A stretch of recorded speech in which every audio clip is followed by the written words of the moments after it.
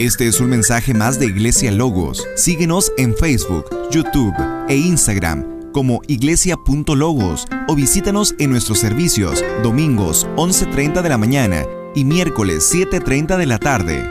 Estamos en Avenida Sanders y Eje Vial Juan Gabriel, en Ciudad Juárez, Chihuahua. Iglesia Logos, creados para alabanza de su gloria. El tema es luz resplandeció. Y estos dos solos versículos de Isaías 9, versos 6 y 7, nos muestran muchísimo de lo que viene siendo la natividad, lo que viene siendo el nacimiento de Jesús y lo que representa.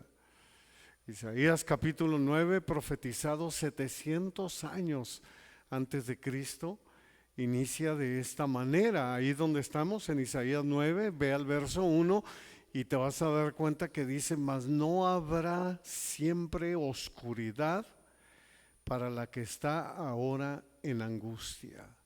Gloria sea Dios por esto. Bendito sea Dios. No habrá oscuridad siempre para la que está en angustia. Porque estas, amados hermanos, son buenas noticias. El propósito de Isaías es un llamado para que Judá regrese a Dios y hablar de la salvación a través del Mesías. En este contexto se refiere a la tierra alrededor del mar de Galilea, Galilea de los gentiles, que fueron las más devastadas cuando los asirios invadieron desde el norte. Todo esto es el marco histórico para que más o menos nos demos idea el por qué está escribiendo esto Isaías. Estamos hablando de la tierra de Zabulón y de Neftalí. La promesa en la profecía es que esta tierra, alguna vez vista como poco estimada por Dios, tendrá una bendición especial. Ahora, la cita también se refiere al mundo que en su totalidad está sumergido en oscuridad. Hay una relación muy especial en lo que viene siendo esta tierra del norte, de Zabulón y de Neftalí, y hay una gran similitud a lo que vive toda la humanidad. La humanidad al nacimiento de Jesucristo recibe una bendición muy especial. Por eso ahí en el verso 1 capta la atención Isaías rápidamente y nos dice: mas no habrá siempre oscuridad para la que ahora está en angustia. No habrá siempre oscuridad para la que está ahora en angustia. Y luego si ves el verso 2, dice: el pueblo que andaba en tinieblas vio gran luz. Los que moraban en tierra de sombra, de muerte, luz resplandeció sobre ellos. ¡Qué bendición! La región de Zabulón y de Neftalí fueron las primeras en ver la luz del Mesías. Todo esto es el contexto y a su vez lo que encierra la natividad. Y se cumplió. Como dice el dicho, no hay fecha que no se llegue, ni plazo que no se cumpla. Ahora ve conmigo a Mateo capítulo 4, versos 13 al 16. Mateo capítulo 4, verso 13 al 16, dice el Evangelio de la siguiente manera: y dejando a Nazaret, vino y habitó en Capernaum, ciudad marítima en la región de Zabulón y de Neftalí, para que se cumpliera lo dicho por el profeta Isaías, cuando dijo: tierra de Zabulón y tierra de Neftalí, camino del mar, al otro lado del Jordán, Galilea de los gentiles. El pueblo asentado en tinieblas vio gran luz, y a los asentados en región de sombra de muerte, luz les resplandeció. Mateo deja escrito claramente que se cumplió el ministerio del mesiánico, ¿verdad? Del Mesías en Jesucristo. Porque eso es lo que revela prácticamente el Evangelio de Mateo, que lo vamos a ver, si Dios nos lo permite, en 2 semanas más. Pero también esta promesa es para toda la humanidad, para todos aquellos que nos están escuchando, para todos aquellos que no han recibido a Jesucristo como Señor y Salvador. Cristo impactó a todo el mundo, y en todo el mundo su iglesia lo ve y lo reconoce como el Salvador, como el Mesías. El apóstol Juan también los escribió con mucha claridad desde el verso 1, que habla de la encarnación precisamente de Jesús, que está hablándonos de esa natividad, aunque no lo habla abiertamente, pero te habla de una manera impactante, diciéndote que aquel Dios se hizo carne. Y dice en el verso 9 del capítulo 1 del Evangelio de Juan, aquella luz verdadera que alumbra a todo hombre, venía a este mundo. Dios ciertamente tiene una bendición especial para el mundo, para los que alguna vez fuimos poco estimados. ¿Sí? Para los que no éramos pueblo de Dios, el pueblo que andaba en tinieblas vio gran luz, y a los asentados en región de sombra de muerte, luz les resplandeció. Si tú no ves la luz, si aún no resplandece esa luz en tu vida, es que necesitas ver a Cristo, porque de otra manera no lo vas a ver. Ese es el mensaje. Mira lo que nos dice Primera de Pedro, en su primera carta, Pedro, capítulo 2, verso 9 y 10. Todos conocemos, todos los cristianos conocemos estos pasajes y a veces los recitamos de memoria, mas ustedes son linaje escogido, real sacerdocio, nación santa, pueblo adquirido por Dios, para que anuncien las virtudes de aquel que los llamó de las tinieblas a su luz admirable. Dice, ustedes que en otro tiempo no eran pueblo, pero que ahora son pueblo de Dios, que en otro tiempo no habían alcanzado misericordia, pero ahora han alcanzado misericordia.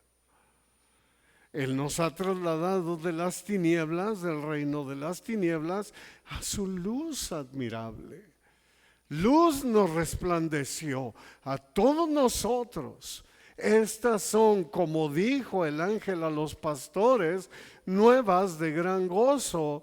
Es lo que está profetizado en Isaías de la natividad de nuestro Señor Jesucristo. Eso es lo que ha venido a hacer Jesucristo a nuestra vida. Por eso ahí mismo en Isaías, en el capítulo 60, versos 1 y 2, nos dice, levántate, resplandece, porque ha venido tu luz y la gloria de Yahvé, del Altísimo, del Eterno, ha nacido sobre ti. Porque he aquí que tinieblas cubrirán la tierra y oscuridad las naciones, mas sobre ti amanecerá el Altísimo, el Eterno, Yahvé, y sobre ti será vista su gloria. Bendito sea Dios. Luz resplandeció. El Señor nos asegura, aquí en Isaías, verso 1, dice que no habrá siempre oscuridad para la que ahora está en angustia. Y nos dice en el verso 2, el pueblo que andaba en tinieblas vio gran luz.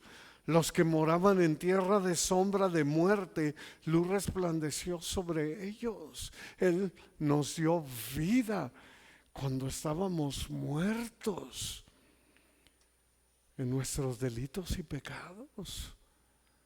No, fuimos trasladados de las tinieblas, donde no había luz, donde había oscuridad, a la luz gloriosa del reino de Cristo. Aquí está el antídoto.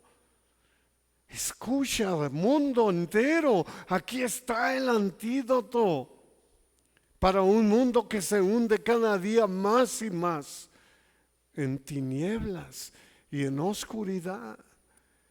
No importa qué tan sumergida en oscuridad esté tu vida, tu familia, tu nación o tu ciudad, nos dice la palabra de Dios, mas no habrá siempre oscuridad para la que está ahora en angustia. Escúchenlo, aquellos que no lo están pasando bien y que dicen: yo no sé qué está sucediendo inclusive en el mundo, no sé qué está sucediendo en mi vida, no puedo quitarme, pero para nada puedo quitarme este vicio que tengo. Yo no sé qué está sucediendo con mi familia, con mis hijos, con mi esposa. El Señor te dice: mas no habrá siempre oscuridad para la que está ahora en angustias. Por eso nos dice el Señor: luz resplandeció sobre ellos. Voltea tu vista a Cristo. Esa es la natividad. Luz resplandeció. Y luego nos dice el verso 6, perdón.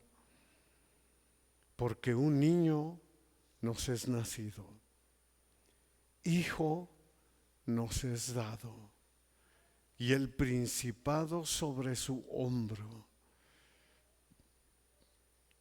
Y se llamará su nombre Admirable, Consejero, Dios fuerte, Padre eterno, Príncipe de paz.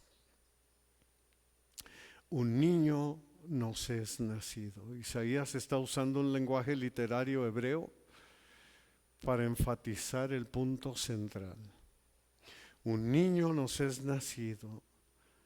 Nos está recordando al mundo entero que Jesús es el Mesías y que sería hijo de hombre e hijo de Dios. Pero ¿cómo será? Hombre y a la vez Dios. En Mateo 1:18 dice: el nacimiento de Jesucristo fue así. Estando desposada María, su madre, con José, antes que se juntaran, se halló que había concebido del Espíritu Santo. Este milagro aconteció a través de la obra del Espíritu Santo, de la tercera persona de la Trinidad, tal y como lo leímos en Mateo y lo leemos también en Lucas, cuando el ángel le anuncia a María y le dice en Lucas 1:35, respondiendo el ángel le dijo: el Espíritu Santo vendrá sobre ti y el poder del Altísimo te cubrirá con su sombra, por lo cual también el santo ser que nacerá será llamado Hijo de Dios. Algunos se preguntan: ¿por qué el Mesías no fue un ángel? No. Algunos se preguntan: ¿o por qué el Mesías no fue Dios, pero sin humanidad? Pero en realidad Jesús tenía que ser hombre y Dios a la vez. Y eso es lo que está presentando. El niño tenía que ser nacido. Y esto es lo que a uno, a menos a mí en lo personal, me asombra, Es un misterio asombroso. No hay nada más débil, más indefenso, más dependiente, que un niño. Teóricamente el Mesías podría haber venido como un hombre adulto, así como fue creado Adán. Pero para Jesús, lo que nuestro Señor estaba buscando era identificarse con la humanidad. Tenía que mostrarse como siervo. Por eso así lo escribió el apóstol Pablo. Algunos eruditos dicen, si Jesús hubiera nacido en el palacio de César, aún así hubiese sido humilde. Porque estás hablando de Dios encarnado. Ya el simple hecho de venir y hacerse como uno de nosotros, no importa si hubiera venido inclusive como hijo del hombre más rico del mundo. Así hubiera nacido él en palacios, ya desde ese momento él se estaría humillando. Pero ve lo que está haciendo nuestro Señor. Viene como un niño. Y aparte para él no hubo lugar en un mesón. No hubo lugar ni siquiera en un hotel. Él viene y nace en un pesebre.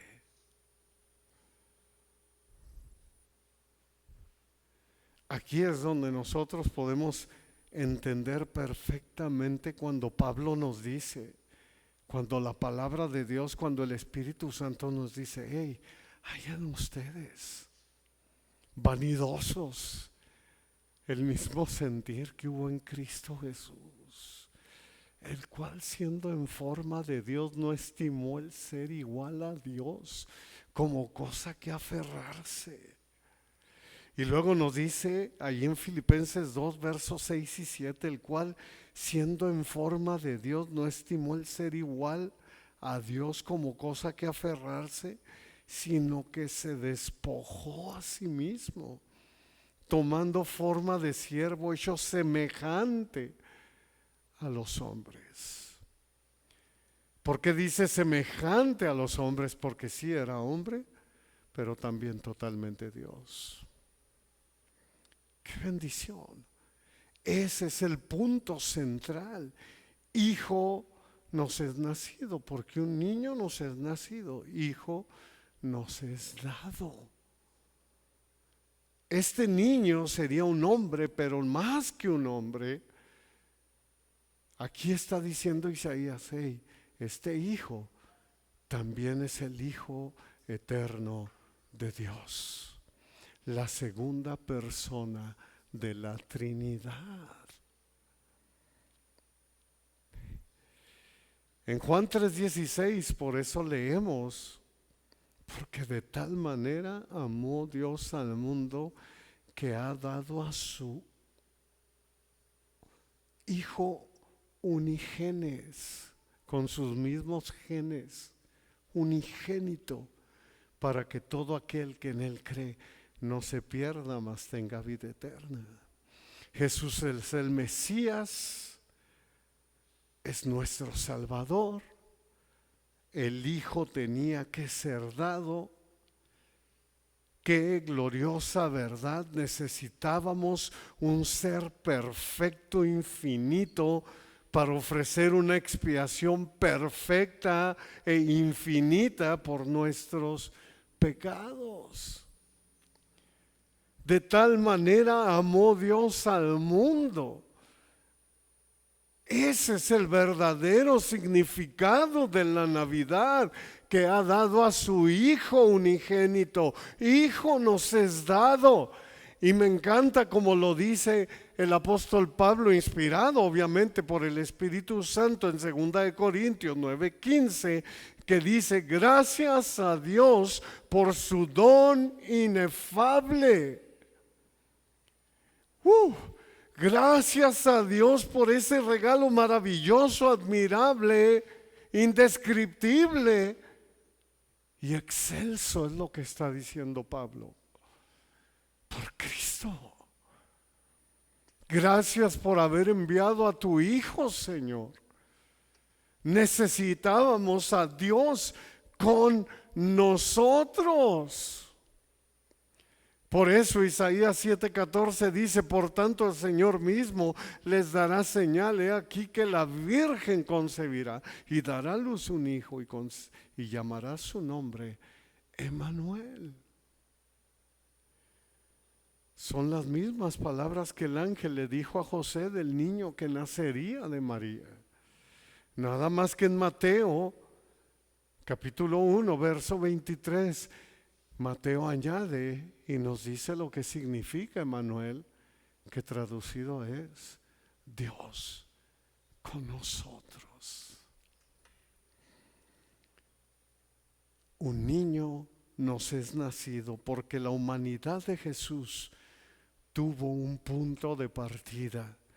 Hijo nos es dado porque la segunda persona de la Trinidad es eterna y existe para siempre como el Hijo, incluso antes de agregar, escucha esto, incluso antes de agregar humanidad a su deidad.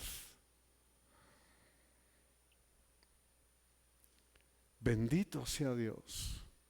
Esto es lo que nos revela Isaías. Esto es lo que nos revelan los evangelios. En Juan 8:42 leemos: Jesús entonces les dijo: si su Padre fuera Dios, ciertamente me amarían, porque yo de Dios he salido, el unigénito, el unigenes, y he venido, pues no he venido de mí mismo, sino que Él me envió. Hijo nos es dado. Isaías enfatiza que Jesús es el Mesías, así como lo leemos también en los evangelios, y algo sumamente importante, hermanos, que es completamente Dios y completamente hombre. Todo esto encierra la Navidad. Es una gran bendición cuando nosotros nos enfocamos en lo que realmente debe de significar esta fecha. Por eso es que el enemigo tergiversa todo, absolutamente todo. Recordemos que la segunda persona de la Trinidad, este Hijo eterno de Dios, añadió humanidad a su deidad. Y eso obviamente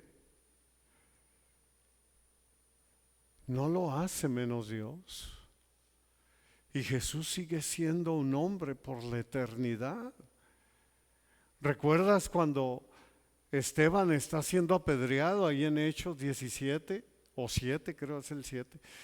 Cuando Esteban está siendo apedreado, dice que ve los cielos abiertos y ve a quién, al Hijo del Hombre sentado a la diestra del Padre. Jesús no pierde su humanidad. En 1 Timoteo 2:5 leemos: porque hay un solo Dios y un solo mediador entre Dios y los hombres, Jesucristo, ¿qué? Hombre.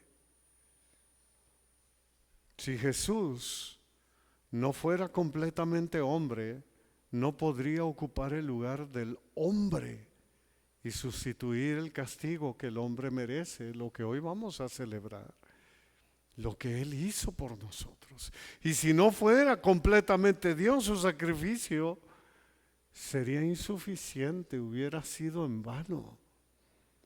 Por eso es que un niño nos es nacido y un hijo nos es dado, y el principado sobre su hombro. Jesucristo gobernará la tierra como rey. Rey de reyes y Señor de señores, por toda la eternidad. En el capítulo 20 de Apocalipsis lo podemos leer. Vemos que se establece su reino, el principado sobre su hombro. Luego el profeta Isaías nos muestra la deidad de Jesús. Obviamente que toda la palabra de Dios, toda, desde Génesis hasta Apocalipsis, está llena de lo que viene siendo el principado sobre el hombro de Jesús, del reinado de Jesús. Todo se trata de nuestro Señor Jesús. Es más, ahí mismo en Filipenses dice, por eso el Señor le exaltó hasta lo sumo. Por eso Dios le exaltó hasta lo sumo y le dio un nombre que es sobre todo nombre, para que en el nombre de Jesús se doble toda rodilla de los que están arriba en el cielo, en la tierra y debajo de la tierra. Todo dominio y potestad le fue dado a nuestro Señor.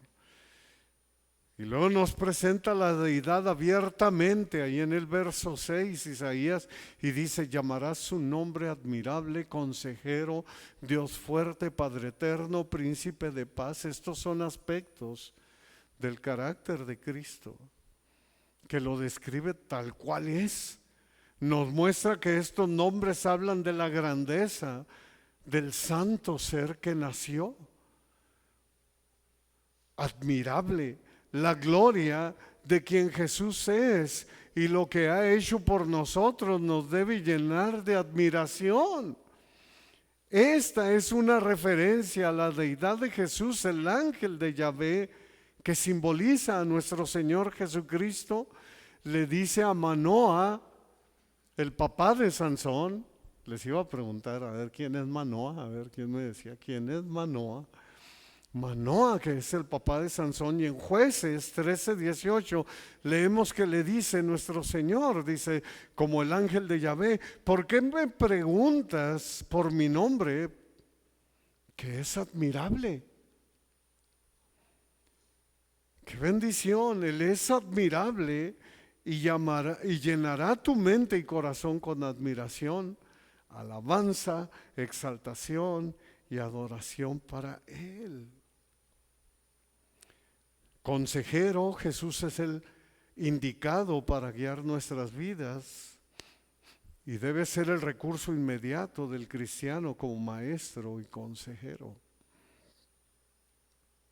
Era conveniente, amados hermanos, que tuviéramos a un consejero en este mundo lleno de maldad.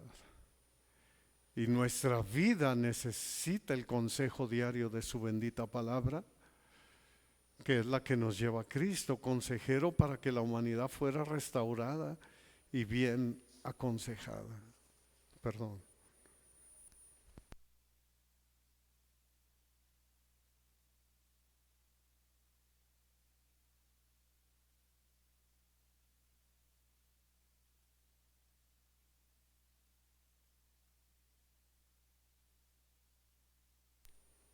Hebreos verso 1, capítulo 1, verso 1 y 2, por eso nos dice que Dios, habiendo hablado muchas veces y de muchas maneras en otro tiempo a los padres por los profetas, en estos postreros días nos ha hablado por el Hijo, a quien constituyó heredero de todo y por quien asimismo hizo el universo. En todos estos postreros días, los postreros días es desde que Jesús nació hasta el día de hoy,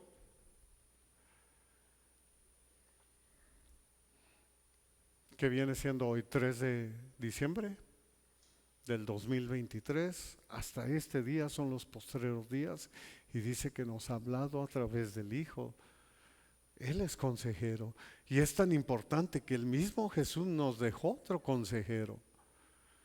Por eso cuando Él se iba, en Juan 16, 13, 14 dice, pero cuando venga el Espíritu de verdad, Él los guiará toda la verdad, porque no hablará por su propia cuenta, sino que hablará todo lo que oye y les hará saber las cosas que habrán de venir. Él me glorificará porque tomará de lo mío y se los hará saber. El Espíritu Santo es nuestro consejero. Y el trabajo del Espíritu Santo, al glorificar a Cristo, el Espíritu Santo nos lleva a Cristo para que recibamos consejo a través de su bendita palabra. Por eso es necesario un consejero. Y luego dice Isaías, Dios fuerte. Él es el Dios de toda la creación, quien sustenta todas las cosas con la palabra de su poder. El Señor que reina en los cielos, el Todopoderoso, Cristo mismo, así se declaró.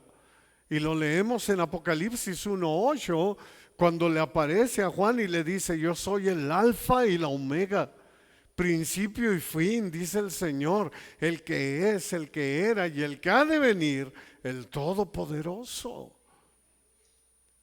Todopoderoso, Jesús es Dios fuerte. Y obviamente también vemos que es Padre eterno, como lo escribe Isaías. La idea con estas palabras es que Jesús es también considerado fuente de toda la eternidad. Yo soy el alfa y la omega, el principio y el fin, dice el Señor. Él es el Padre eterno. Hebreos 1:8 nos dice el escritor, mas del Hijo dice, tu trono, oh Dios, por el siglo del siglo, o sea, es eterno, es para siempre. Cetro de equidad es el cetro de tu reino. Aquí el escritor de Hebreos nos habla de lo escrito por los hijos de Coré. Precisamente está citando el Salmo 45:6. Y toda la palabra nos habla de la eternidad de Jesús.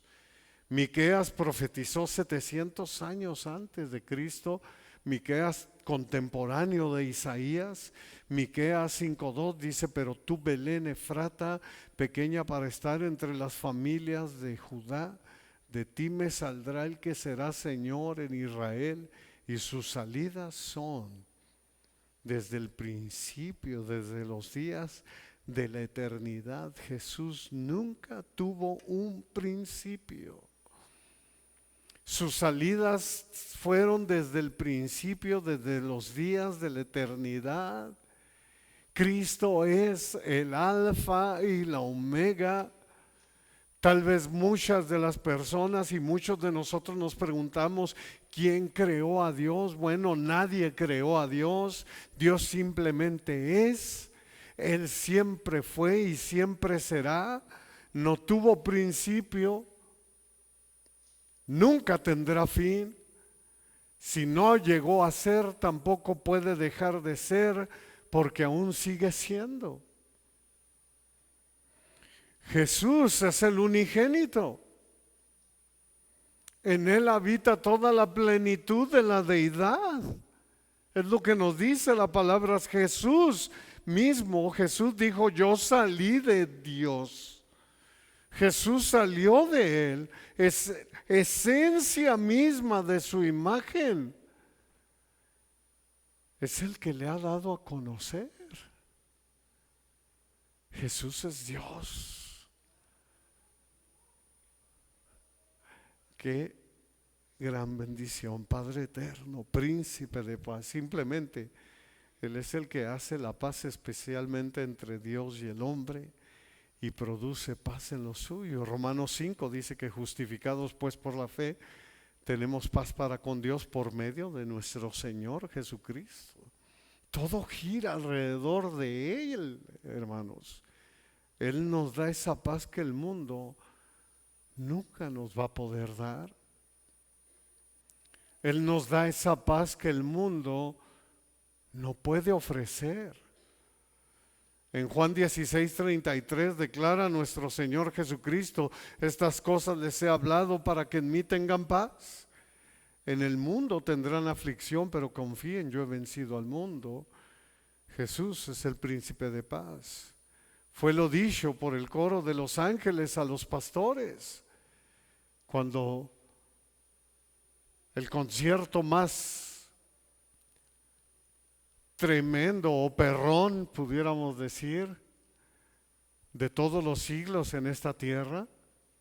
Imagínate esas luces y sonidos y cantando un coro angelical, lo que oído no oyó ni ni vista vio, ni ha subido en el corazón del hombre lo que estas personas pudieron ver ahí. En Lucas 2, 13, 14 dice: y repentinamente apareció con el ángel una multitud de las huestes celestiales que alababan a Dios y decían: gloria a Dios en las alturas y en la tierra paz, buena voluntad para con los hombres. Por eso nuestro Señor Jesucristo mismo declara en Juan 14, 27: la paz les dejo, mi paz les doy. Yo no la doy como el mundo la da. No se turbe su corazón, ni tenga miedo. Todo esto, amados hermanos, encierra la Navidad. Es la luz que resplandeció. Y termino con el verso 7. Lo dilatado de su imperio y la paz no tendrán límite.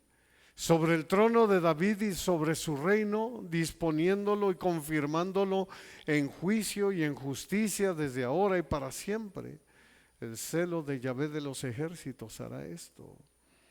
Lo dilatado de su imperio y la paz no tendrán límite. Y prácticamente este verso 7 nos está confirmando lo que acabamos de ver en el verso 6. Y luego continúa y dice: sobre el trono de David y sobre su reino. Jesús gobernará en el trono de David.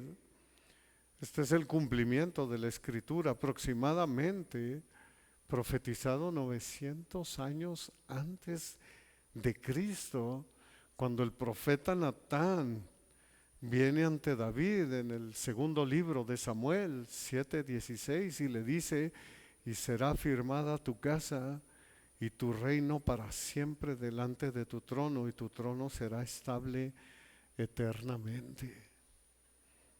Es el gran pacto de Dios con David. Luego añade el profeta Isaías: el celo de Yahvé de los ejércitos hará esto. Todo esto puede parecer demasiado bueno para ser verdad, pero es verdad. Imagínate nomás, parte de esta palabra ya se cumplió. Más de 300 profecías cumplidas ya.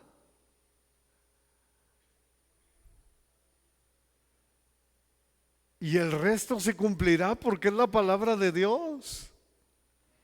Porque es la voz de Dios diciéndolo. Por eso, simple y sencillamente, nos dice el profeta Isaías, inspirado por el Espíritu Santo: el celo de Yahvé de los ejércitos hará esto. Luz resplandeció. Escribió Juan en Juan 1, 4 al 5. En él estaba la vida. La vida era la luz de los hombres. La luz en las tinieblas resplandece, y las tinieblas no prevalecieron contra ella. Por eso, amados hermanos, la buena noticia para nosotros el día de hoy es: no habrá siempre oscuridad para la que está ahora en angustia. El pueblo que andaba en tinieblas vio gran luz, y los que moraban en tierra de sombra de muerte, luz resplandeció sobre ellos. ¿A cuántos les ha resplandecido esa luz? ¿Cuántos pueden levantarse, resplandecer, como dice Isaías? Porque la gloria del Altísimo, del Eterno, de Yahvé, ha venido sobre ti y sobre mí. Pues como dice el coro: ve, dilo en las montañas, sobre los montes, que Cristo ya nació, que ya no habrá oscuridad para la que está angustiada. Luz resplandeció.